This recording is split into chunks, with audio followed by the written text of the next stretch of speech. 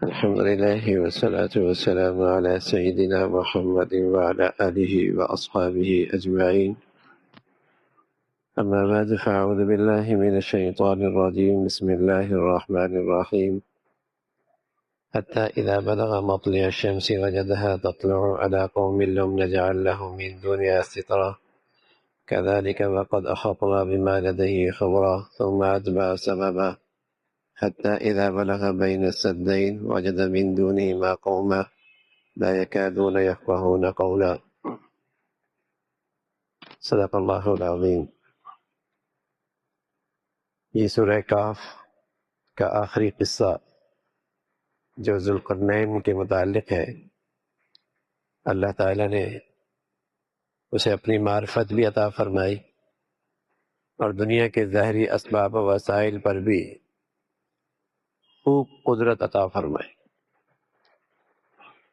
مادی وسائل بھی خوب تھے اس کے پاس، اور اللہ کی ذات پر ایمان اور یقین اور اللہ کی معرفت کی دولت بھی اس کے پاس تھی.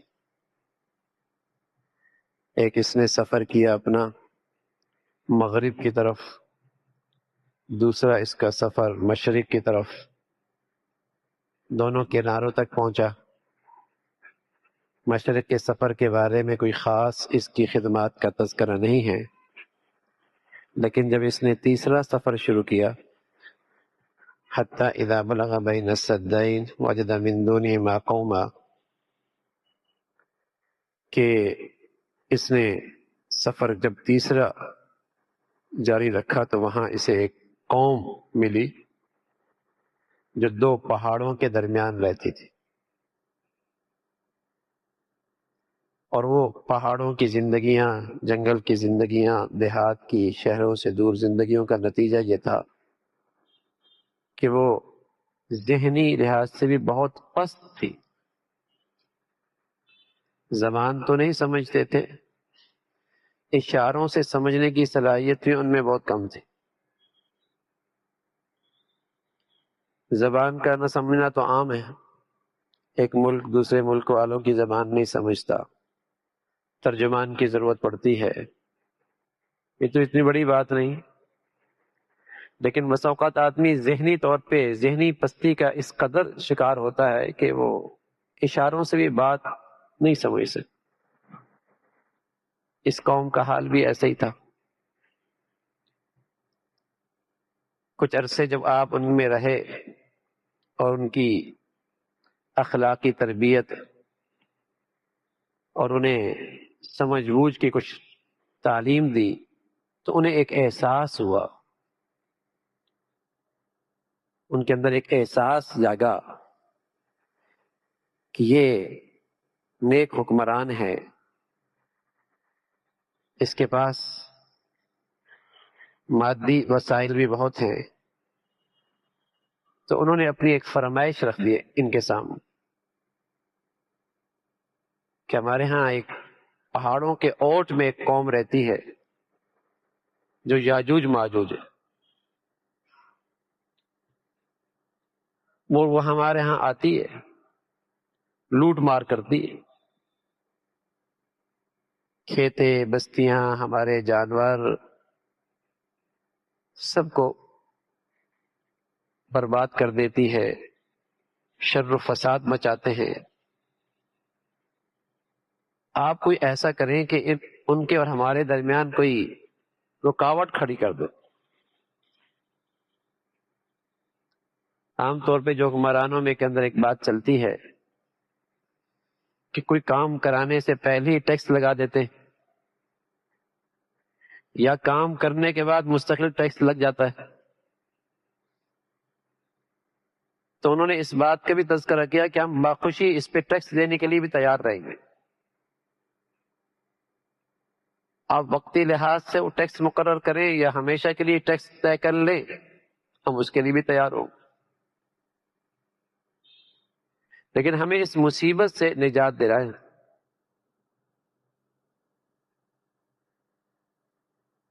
ان فسادیوں سے ہماری حفاظت. تو حضرت ذوالقرنین نے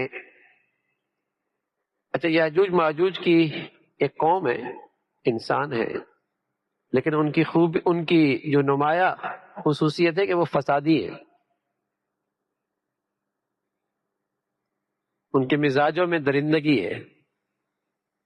بس اوقات انسان نما تو ہوتا ہے، لیکن اس کی عقل میں درندگی ہوتی، اس کا دماغ درندوں کی طرح ہوتا. پیارے نبی صلی اللہ علیہ وسلم کا ایک ارشاد ہے کہ دجال آئے گا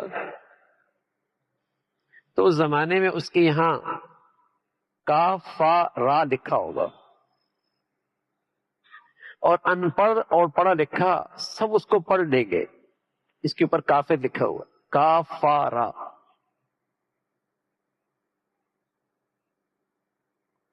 اور اس دور کی ایک شکل یہ بھی ہوگی، خصوصیت یہ بھی ہوگی کہ لوگ پرندوں کی طرح ہوں گے، لیکن ان کے دماغ درندوں کی طرح ہوں گے.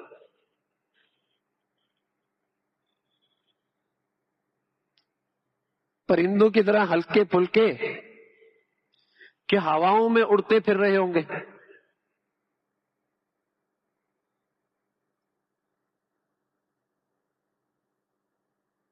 تیز رفتار ہوائی سفر، مسافتیں سمٹنے لگیں گی، راستے سمٹ جائیں گے، سواریاں تیز رفتار ہوں گی، ہلکے اتنے ہوں گے کہ پرندوں کی طرح اڑ رہے ہوں گے.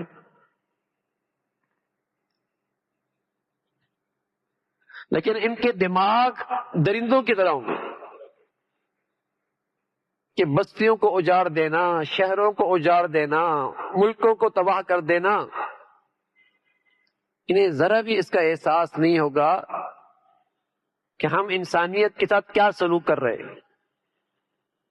اور ایسا ہی قریب قریب احوال ہے.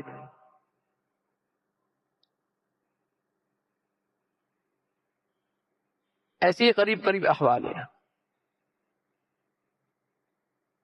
تو فرمایا کہ یہ ہیں تو تھے تو ہیں تو یہ انسان، لیکن ان کے دماغ وہ درندوں کی طرح، کوئی پرواہ نہیں ہے کسی کی جان مال عزت آبرو پر حملہ آور ہونا، کوئی احساس نہیں. تو یاجوج ماجوج کی خاصیت بتائیے، فسادی ہوں گے. آپ ہمیں ان سے نجات دلا دیں. تو حضرت ذوالقرنین نے ان کی یہ مطالبہ اور یہ فرمائش پورا کرنے کا ارادہ کر لیا، اور جہاں تک انہوں نے کہا کہ ہم آپ کو ٹیسٹ لگانا چاہیں تو ہم دینے کے لیے تیار. تو فرمایا کہ ما مکنی فیہ ربی خیر، اللہ نے جو مجھے دے رکھا ہے نا، اور میری حکومت میں جو وسائل میسر ہیں مجھے، وہ اللہ نے اتنے دے رکھے ہیں کہ مجھے ٹیکس لگانے کی ضرورت نہیں ہے. میں انہی وسائل کو جو اللہ نے مجھے دے رکھے ہیں، میں انسانیت کی خدمت کرنا چاہتا ہوں اور انسانیت کے فلاح و بہبود کے لیے استعمال کرنا چاہتا ہوں.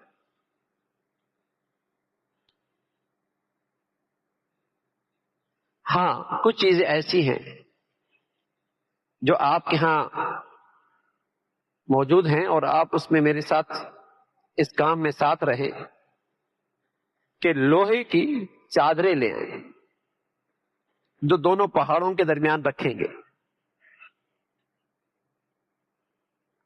وہ چادریں جمع کرتے گئے تو بہت بلندی تک، جتنے پہاڑوں کے دونوں طرف پہاڑ تھے، جتنی اس کی بلندی تھی، اتنی انہوں نے لوہے کے یہ ٹکڑے، یہ چادریں، یہ تختے درمیان میں بھر دی. اور بھرنے کے بعد پھر ایندھن لے کے آئے اور اس ایندھن کے ذریعے وہاں آگ لگائی، اور پھر اسے خوب آگ جلائی گئی، پھونکا گیا تاکہ وہ لوہا آگ کی طرح لال ہو جائے، سرخ ہو جائے، لال. تاکہ وہ سارا لوہا پگھل کر ایک طاقت بن جائے. بلندی بھی بہت، لیکن ساتھ ساتھ پھر تانبا اسے پگھلایا گیا اور وہ تانبا پھر اس پہ ڈالا گیا تاکہ بلندی بھی ہو اور اس میں پھسلن بھی ہو، کہ اس پہ چڑھنا بھی مشکل ہو بلندی کی وجہ سے،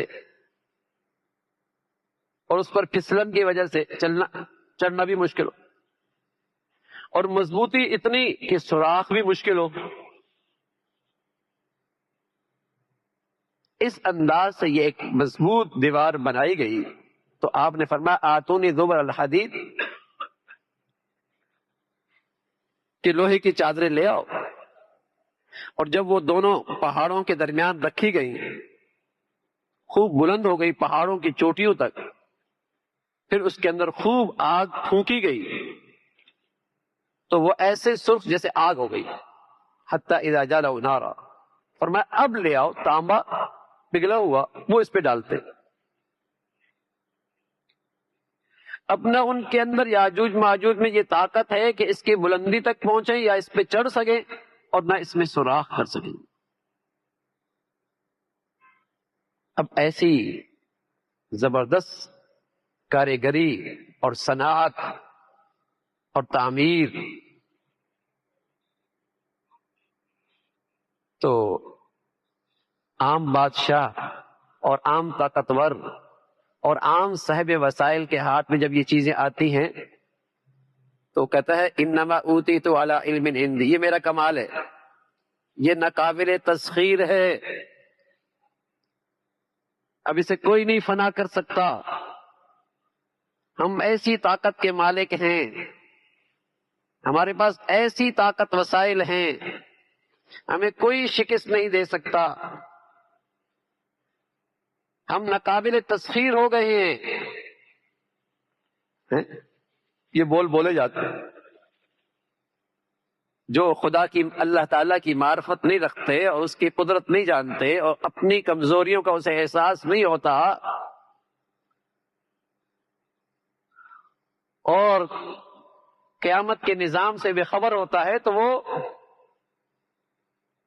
غرور تکبر کے بول اس کے لہجوں میں فرعونیت آتی ہے،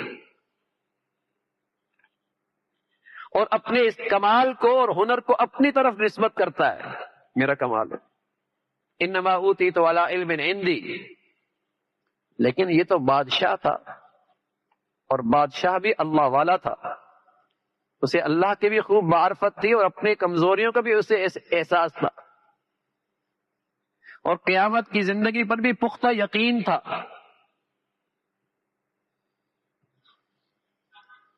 عقیدہ آخرت یہی انسان کو مضبوط کرنے والا عقیدہ ہے، مسلمان کو مضبوط کرنے والا عقیدہ ہے. اور یہ عقیدہ اگر کمزور ہو جائے تو مسلمان بھی اندر سے کمزور ہو جاتا ہے، کیونکہ یہی عقیدہ آدمی کے اندر قربانی کا جذبہ، ایثار کا جذبہ، احسان کا جذبہ، حریت کا جذبہ، جاں بازی کا جذبہ پیدا کرتا ہے. اور یہ عقیدہ اگر نہ رہے تو آدمی بزدل، نفس اور خواہشات کا خوگر، بخیل اور خود غرض، یہ بیماریاں اس کے اندر پیدا ہو جاتی. تو یہی عقیدہ آخرت آدمی کو، مسلمان کو مضبوط کرتا ہے. اور جب تک مسلمانوں میں یہ عقیدہ آخرت تھا، یہ سب سے طاقتور ہے.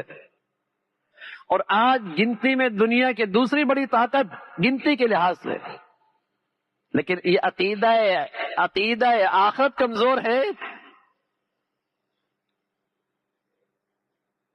تو آج یہ مسلمان کمزور ہو گئے دنیا میں. حضور علیہ الصلوۃ والسلام فرمایا کرتے تھے ایک دن ایسا آئے گا کہ سارا کفر تمہیں یوں نوچنے کے لیے دوڑ پڑے گا جیسے بھوکے کسی کھانے پہ ٹوٹ پڑتے. کوئی سیاسی قسم کی مجلس ہو اور وہاں کھانا ہو تو کیسے ٹوٹتے ہیں؟ فرمایا جیسے بھوکے کھانے پہ ٹوٹ پڑتے. تو کفر مل کر تمہیں نوچنے کے لیے ایسے ٹوٹ پڑیں گے۔ تو پاس بیٹھنے والے مسلمانوں نے کہا یا رسول اللہ کیا اس وقت ہماری تعداد کم ہوگی؟ فرمایا نہیں، تعداد تو بہت ہوگی، لیکن دشمنوں کے دل سے تمہارا رعب ختم ہو جائے گا، اس لیے کہ تم اندر سے کمزور ہو جاؤ گے تو دشمن کے دل کے اندر بھی تمہارا رعب نہیں رہے گا۔ ورنہ پیارے نبی کی، پیارے لوگوں کی رعب تو میلوں ہاں میل دشمن پر رعب پڑتا تھا۔ نام سن کے یہودی اپنے گھروں میں بیٹھ کر حضرت عمر سے ڈرا کرتے تھے، رعب۔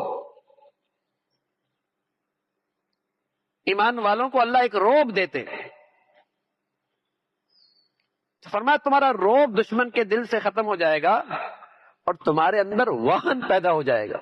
کہ یا رسول اللہ یہ وہن کیا ہوتا ہے؟ فرمایا حب الدنیا و کراہیت الموت، حد سے زیادہ دنیا سے تعلق اور محبت اور موت کا ڈر، موت کا خوف، یہ تمہیں اندر سے بزدل کر دے گا، کمزور کر دے گا، تمہارے جذبات سرد پڑ جائیں گے۔ تو عقیدہ آخرت مسلمان کو اندر سے مضبوط کرتا ہے، طاقتور بناتا ہے، جاں باز بناتا ہے، قربانی پہ آمادہ کرتا ہے، احسان ایثار کے جذبات زندہ کرتا ہے۔ تو یہ خوش نصیب بادشاہ جسے مادی وسائل بھی خوب ملے، اللہ کی عظمت بھی جانتا، اس کی معرفت بھی، اپنی کمزوری کا بھی احساس، عقیدہ آخرت بھی رکھتا، تو یہ نہیں کہا کہ یہ میری دیوار کوئی میرا کارنامہ ہے اور یہ کوئی ناقابل تسخیر ہے کہ اب کبھی نہیں ٹوٹے گی، اس کا اب کچھ نہیں ہو سکتا، ایسا مضبوط بنا دیا، بلکہ کہنے لگا ھذا رحمت من ربی، یہ سب میرے رب کی مہربانی ہے، اس ساری خوبی جو تمہیں نظر آ رہی ہے، یہ جو عینی دیوار بنائی ہے، یہ سب میرے رب کی مہربانی، کیا میں اور کیا میری طاقت، یہ اس کی عطا ہے، کیا میری صنعت اور میری سمجھ، یہ سب اس کی نوازش ہے، کیا میرا علم اور کیا میرا فن، یہ اس کا سب کرم ہے، اور جو میں نے اس تنظیم کو اس انداز سے منصوبہ بندی کی، یہ عقل بھی اسی کی دی ہوئی ہے، یہ سمجھ بوجھ بھی اسی کی ہے۔ قال ھذا رحمت من ربی، یہ سبق مل رہا ہے ہمیں، اس واقعے سے یہ سبق مل رہا ہے کہ اگر کچھ اچھا تم کر دو اور کچھ اچھا ہو جائے تو کہو ماشاء اللہ، جو اللہ نے چاہا وہ ہوا، اس کی مشیت سے یہ سارا ہو گیا، ماشاء اللہ، اس کی مہربانی ہے۔ اور اگلی بات کی فَإِذَا جَاءَ وَعْدُ رَبِّي جَعَلَهُ دَكَّا، جب اللہ کا وعدہ آئے گا، قیامت آئے گی، یہ ٹکڑے ٹکڑے ہو جائے گی، یہ ناقابل تسخیر نہیں ہے، بس اس کے وعدے کے انتظار ہے، جب وہ چاہ جائے گا دیوار بھی نہیں رہے گی۔ اور اللہ کا وعدہ سچا ہے، اللہ کا وعدہ سچا ہے۔ تو اللہ کی وحدانیت پر ایمان لانے والا، اللہ کی عظمت پر ایمان رکھنے والا، اگر مادی وسائل رکھتا بھی ہے